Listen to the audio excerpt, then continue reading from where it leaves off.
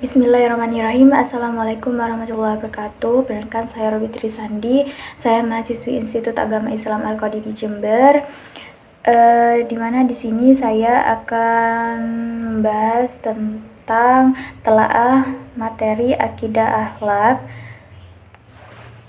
Di mana di sini untuk memenuhi tugas mata kuliah telaah materi akidah akhlak yang diampu oleh Pak dosen Fikri Farihin MPDI.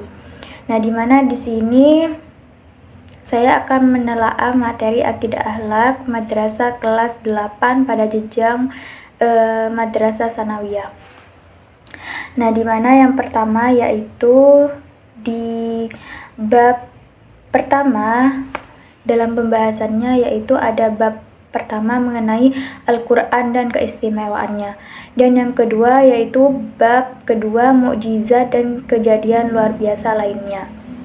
Nah, di mana di sini yang pertama yaitu mengenai bab pertama yaitu Al-Quran dan keistimewaannya.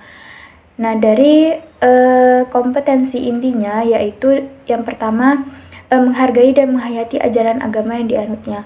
Kemudian yang kedua menunjukkan perilaku jujur, disiplin, tanggung jawab, peduli, yaitu toleransi, gotong royong, santun, dan percaya diri dalam berinteraksi secara efektif. Kemudian memahami pengetahuan faktual, yaitu konseptual dan prosedural. Dan yang keempat yaitu mencoba, mengolah, dan menyaji dalam ranah konkret, yaitu menggunakan, mengurai, merangkai, memodifikasi, dan membuat. Nah, langsung saja di sini yang pertama yaitu menjelaskan mengenai sejarah diturunkannya Al-Quran. Nah, di mana di sini submateri yang pertama yaitu menjelaskan tentang Al-Quran diturunkan oleh Allah SWT kepada Nabi Muhammad dalam jangka waktu kurang lebih 23 tahun melalui perantara malaikat Jibril secara berangsur-angsur. Nah, dimulai dari bulan Ramadan ketika Nabi Muhammad SAW tengah tahanus, yaitu menyendiri di Gua Hiro, sehingga wahyu terakhir ketika sedang melaksanakan haji wada. Nah, surah-surah dan ayat-ayat Al-Quran ini diturunkan secara bertahap kepada Nabi. Kemudian yang kedua yaitu di mana di sini menjelaskan tentang pengertian dan hakikat Al-Quran. Nah, dari Al-Quran sendiri itu menurut bahasa berasal dari kata qara'a, yaqra'u Qur'anan. Nah, di mana artinya yaitu bacaan atau yang dibaca. Dan Al-Quran juga mempunyai nama yang cukup banyak. Di antara nama-nama lain yaitu salah satunya ada Al-Kitab, Al-Furqan, Az-Zikr, Al-Huda, An-Nur, dan Al-Bayyinah. Nah, yang ketiga yaitu di sini menjelaskan tentang bukti kebenaran Al-Quran. Nah, di mana di sini dijelaskan dalam Quran surah Al-Maidah ayat 48. Kemudian yang keempat isi pokok kandungan Al-Quran. Nah, di mana di sini sebagai kitab suci yang menyempurnakan kitab-kitab terdahulu, Al-Quran ini berisi petunjuk secara lengkap sesuai dengan perkembangan zaman. Kemudian yang kelima yaitu menjelaskan tentang keistimewaan Al-Quran dengan mukjizatnya. Nah, di mana di sini diceritakan pada waktu pemikiran manusia masih sederhana, Allah itu Subhanahu wa taala menurunkan kitab suci yang sederhana saja, yang sederhana pula. Nah, di mana sehingga dengan demikian manusia dapat mengikuti petunjuk-petunjuk yang ada di dalam kitab suci tersebut. Namun setelah pemikiran manusia ini berkembang lebih maju, Allah Subhanahu wa taala menurunkan kitab suci yang sempurna yaitu Al-Quran. Seperti diketahui seringkali Al-Quran turun secara spontan guna menjawab pertanyaan atau mengomentari peristiwa. Dah, yang keenam yaitu poin keenam mengenai hikmah diturunkannya Al-Quran. Nah, di mana di sini sebelum Al-Quran diturunkan, masyarakat Arab ini hidup dalam kegelapan, dan mereka juga disebut masyarakat jahiliyah karena tidak dapat memilih petunjuk dengan benar, maka banyak menyimpang dari agama tauhid yang telah diajarkan nabi-nabi sebelumnya. Setelah Nabi Muhammad SAW diutus, jadi untuk menyampaikan Al-Quran sebagai petunjuk hidup yang benar. Sebagian dari mereka yang beriman dan sebagian ada yang menolak. Mereka yang semula menyembah berhala, kemudian menyembah Allah Subhanahu wa taala dan mau mengikuti ajaran Islam.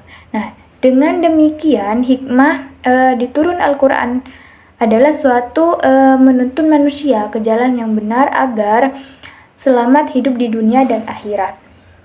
Kemudian langsung mengenai bab kedua, yaitu mengenai mukjizat dan kejadian luar biasa lainnya.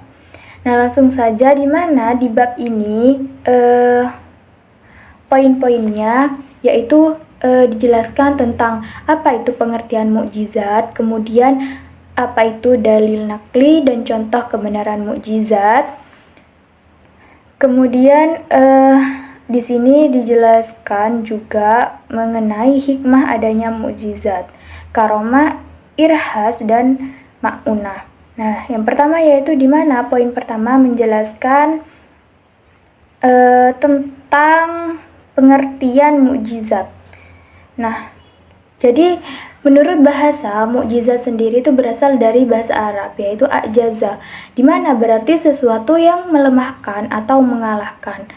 Menurut istilah, mukjizat berarti sesuatu yang luar biasa yang terjadi pada diri Nabi dan Rasul Allah Subhanahu wa taala. Nah, di sini sudah dijelaskan di bukunya mengenai apa itu dari mukjizat, karomah, irhas dan maunah. Nah, langsung saja yang poin kedua yaitu mengenai dalil nakli dan contoh kebenaran mukjizat, karomah, irhas dan maunah. Nah, di poin ini sudah dijelaskan beberapa mengenai sub dari materi tersebut. Kemudian hikmah yang terakhir yaitu hikmah adanya mukjizat.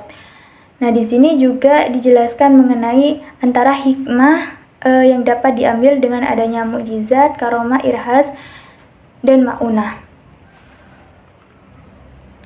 Dari buku ini menurut saya sudah sangat bagus untuk dipaparkan karena dari telaahnya saja sudah mencakup detail mengenai pembahasan materinya.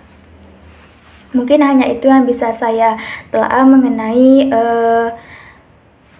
buku Aqidah Akhlak MTS kelas 8 dari bab 1 sampai bab 2. Mohon maaf, hanya itu yang bisa saya sampaikan. Selebihnya kurang lebih. Akhirul kalam. Wassalamualaikum warahmatullahi wabarakatuh.